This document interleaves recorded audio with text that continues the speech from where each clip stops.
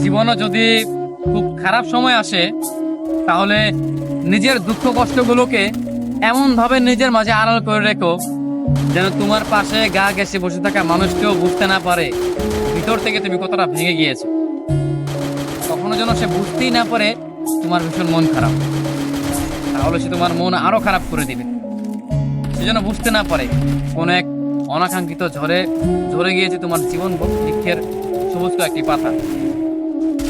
সে যেন বুঝতেই না পারে তুমি ভিতরে ভিতরে ভেঙে গিয়েছো, এটা যেন সে বুঝতেই না পারে।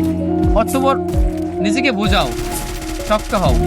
এই সামান্য ঝড়ে ঝরে যেতে নেই, সামান্য আঘাতে ভেঙে পড়তে নেই। মানুষ বড়ই নির্দয়, বড়ই নিষ্ঠুর। ভেঙে যাওয়া মানুষটাকে সে আরো বেশি করে ভেঙে দেয়। তুমি যদি মন খারাপ করে কাউকে কথাগুলো বলো তবে সে তোমাকে আরো ভীষণ করে ভেঙে দিবে। যদি খুব বেশি কষ্ট হয় তবে একা একা কান্না করো, দরজা বন্ধ করে একা রুমে নিজের কান্নাগুলো নিজের সাথে শেয়ার করো, নিজের দুঃখ কষ্টগুলো নিজের সাথে শেয়ার করো।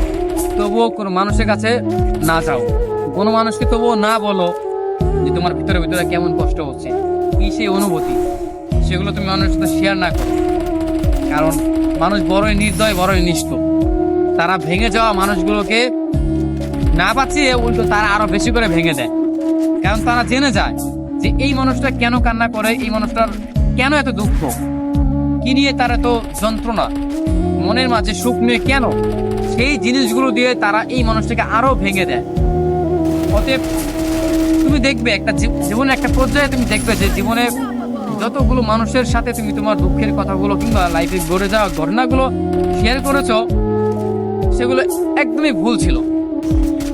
নিজের কাছে নিজের দুঃখ কষ্টগুলোকে জমা করে রাখো। যতই কষ্ট হোক, কান্না করেও কান্না পাচ্ছে নিজে নিজে কান্না করো।